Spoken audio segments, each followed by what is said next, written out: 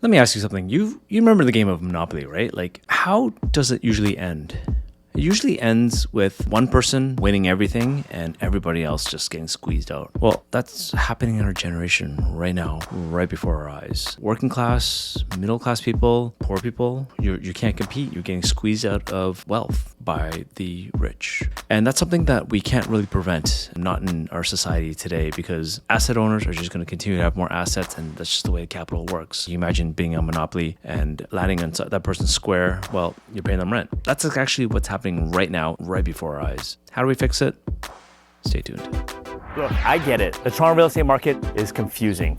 Whether you're a new or experienced investor or just looking for a home to raise your family in, join us at Broadview Table Talks as we sit around the table with my friends to talk about the real estate and the ever-changing market in Toronto. Okay, so all this wealth inequality, all this wealth gap that's happening is just because of how capitalism works. Now, some of you, probably the commenters in this video, don't like it at all. You complain about everything. Landlords, the way they are, landlord tenant board, eat the rich, that kind of stuff. But it doesn't change anything. You know, at the end of the day, inflation is designed so that assets improve in price. So it's not that the asset price is actually going up. It's not that your home's going up. It's not that your bar of gold's going up. It's not that stock prices are going up or companies are worth more. It's none of that. It's just that the purchasing power of the dollar is just shrinking every single year due to inflation, due to quantitative easing, money printing, just government deficits, all that. All that money has to come from somewhere, as you may know. And the central bank just slowly injects capital into the world at 2% at a time. That they seem to think that's fair, a band between 2 to 3%. That just means that your money's diluting by 2 to 3%. But all asset categories are not the same. In Canada, we have a housing crisis, partially because of housing demand and supply issues. For the past 3 years, we let over 1.2 million people into the country every single year. So we went all of a sudden from 35 million people to over 40 million, 42 million people now. And finally, they're getting a little political pressure to reduce the amount of immigration happening. So we might see either zero or very minimal growth, which is not really helping house prices. And at the same time, new construction starts aren't really increasing as much. Historically, we'd have completions around 220 to 250,000 homes completed every single year in Canada. Well, that's happening now because all these projects are being finished. But the starts are at super low rate that aren't just going to happen. It's because there's no investors into the market. And the reason why this happens is because financing costs, just economics don't make sense right now. The cost to carry a place, why would anybody invest in real estate right now? And you know that housing typically gets started and gets off the ground because of investment. So I'll get to that more in a minute. But I want to get back to the point where everybody's just getting squeezed out and the cost of home ownership is just unattainable for many, and it's going to get worse. The province saw a 44% drop in housing construction in June compared to June of 2023. But the construction industry believes the situation is about to get much worse. Developers typically sell new homes years before the construction can begin, and those sales figures have also plummeted. It's going to get worse because of inflation. Prices just keep going up because the purchasing power of the dollar keeps going down. If you think about going to get a coffee, I remember back in the day when coffee time was around, it was $1 for a coffee. And now, like, good luck getting out of Tim Hortons or Starbucks for $1. You're looking at $3 just for the basic cup of joe, not to mention all that fancy stuff that goes on. And even like bubble tea or, you know, these smoothies and things like that, they're like minimum $10 to $12 now. It's crazy. And that's because of the cost of, or the value of $1 just keeps shrinking. So we know that house prices are getting higher and higher. If you manage to buy a house and you own an asset, well, by the time you retire, you're going to probably end up selling this home just to live a comfortable retirement. And it might feel a little good for a little while, and you have all of a sudden this wealth just to accumulate. But then it gets drained out. Even if you don't spend it all in this generation, if you don't leave anything to your kids, what are they going to do for the next generation? How are they going to get ahead? How are they going to own their own home? If you talk about the average salary being, call it 50,000, 50, 60, 70, 100,000 even, that's not going to buy you anything. The traditional rule of thumb, at least in mortgages in Canada and Toronto, was that it's 4 or 5 times, mainly 4 to be conservative, but let's call it 5 times your income. So if you're making 60 grand a year, then really times 5, you're looking at $300,000 mortgage. If you're living at home and you're working, great, you could probably save money. You know, living with your parents, that is, right? But if you're of working age, you're probably going to want to get your own place, which means, and you don't have the money to buy something, it means you're probably going to have to rent something, which means how much of your take-home pay after paying rent and groceries and entertainment and transportation and just even like anything, subscriptions, all the stuff, how much are you going to save? Let's say you make 60 grand, you get approved for $300,000 mortgage, amazing. Well, you still kind of need a down payment. And even if you come up with 20% down, even 10%, $330,000, $360,000. What are you going to buy in Toronto anyway? You're not going to buy anything. The average price of a home is just over $1 million. And if you're looking at a condo, the entry point, even though prices have come down significantly, you're probably looking at $500,000 to get something decent. It's just getting worse and worse and worse. And my generation, when I first started this business 20 years ago, I remember when condos were $100,000, $200,000, and that was pretty good back then. I mean, that was doable. But then I slowly saw it increase from 200 to 250 to 300 to 500 to $700,000 to even $1 million. You know, thankfully I took part of that. I was able to buy property throughout the way. All the income that I earned as a real estate agent, fine, but that's irrelevant. Even if I was working in any other industry, I would have taken that money and put it into buying property. So far for the past 20 years, it's worked out because of cheap debt, because of inflationary pressures, because of quantitative easing, because just diluting the currency, because governments spend too much money. There's too much deficit. They just need to continue these services to get popular and get voted in again. And they're just spending like crazy. Like the last fiscal deficit, the last federal deficit was at $60 billion, over $60 billion.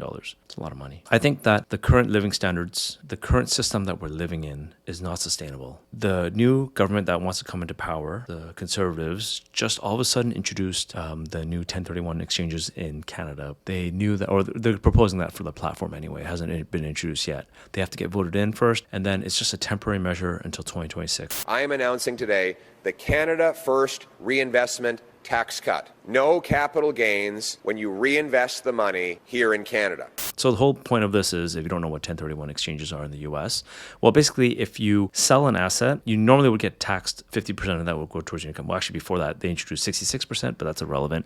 Let's just assume 50% of that goes towards your income. So let's just say you made, I don't know, $1 million, just say, right? It's a big number, but just bear with me. 500,000 of that would go towards your income. And if you're at the highest marginal tax bracket, then 52.5% of that, so let's call it roughly 50% of 50%, then 25% of the net taxable gain is what you get taxed on. So for $1 million, $250,000 is taxes, which is a lot of money. What Pierre Poilievre is trying to propose, or is proposing, is that if you make that $1 million, as long as you buy it with another asset within Canada and you put it back into Canada so that capital isn't just flowing outside of our borders, well, then you just basically defer the taxes, at least for that year until 2026. Let's see what the uptake is. Let's see how popular it is. And let's see even if he gets into power in the first place. I think it's a great measure to stop all the money flowing out of our country into US, because right now, let's face it, US is a wonderful place to invest. Our economy is doing super strong. And if I have extra money or anybody has extra money, it would just make sense to put it in the US because that, you know, it's going to go up. The problem is obviously the exchange rate is high, so it's going to, you have to second guess that. But if we have measures like this that kind of force capital to stay into Canada, it's going to be great for our economy. I mean, that's just my political opinion. You don't have to actually follow that or not. Mark Carney, on the other hand, from the Liberal Party, just announced a couple hours ago, actually, they're going to try to build more homes faster. So they hope to build 500,000 new homes.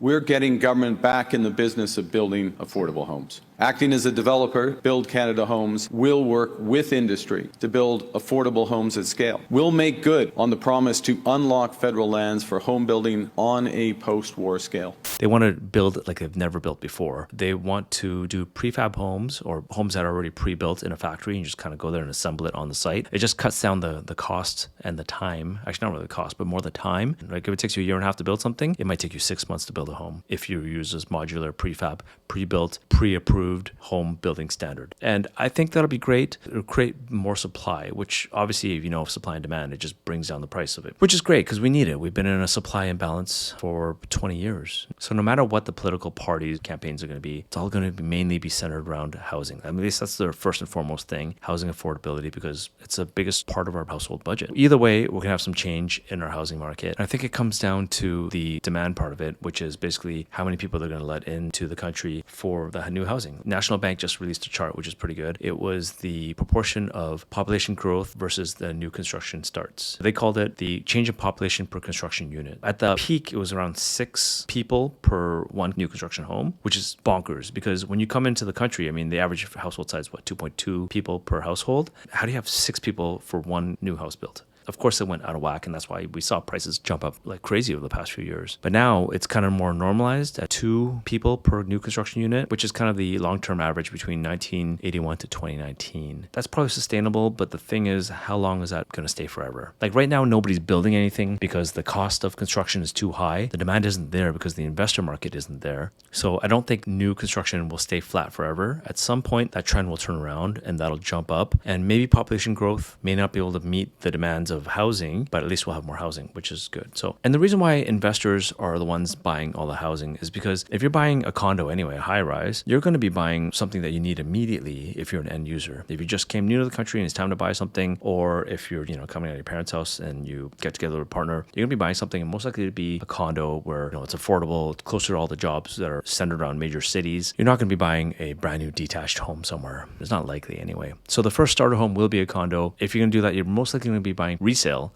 because you're going to want to move into it within the next 1 to 3 months. New construction takes about 5 years to build. So most likely it'll be the investors buying that. And if there's no investors out there because the numbers just don't make sense, if you're buying something that costs you about $5,000 a month to carry, meanwhile the rent is only going to bring you $3,000, you're losing $2,000 a month, no one's really going to invest in that anymore. It's just becoming less and less of a value proposition to own real estate as an investment, at least for a single condo unit. So those aren't being built.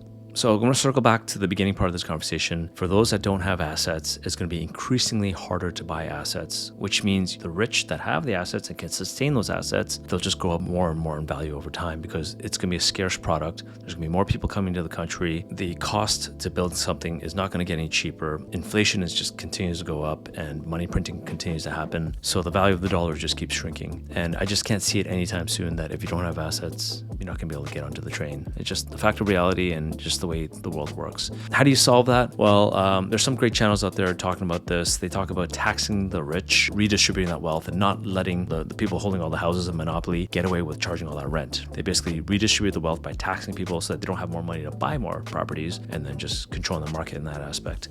I don't think that's going to happen. It's just a fact of matter of how capitalism works. So, and the other extreme construct of this is socialism, communist style housing that's built by the government. You don't want that either. Too much power controlled in the government. There's no perfect world out there. All I'm just saying is if you have the opportunity to do so, instead of shaking your fist at the rich and complaining about it, try to buy an asset and just try to hold on to it. I'm not saying invest in real estate. I'm not even saying that. I'm just saying buy assets, whether it's gold, crypto, stocks, whatever you believe in, housing, your own house. You can't go wrong holding assets because it's going to be worth more over time. All right, thanks for watching. Stay tuned if you got some value out of this. And if you want to talk, of course, there's a link below just to book an appointment, and I'd love to chat with you. Thanks for watching. Add it up. Thanks for sticking out to the very end. I hope you got some value out of this. Do me a favor, please press like and subscribe. But more than anything, leave me some feedback so we know what to produce for you going forward. Thanks again.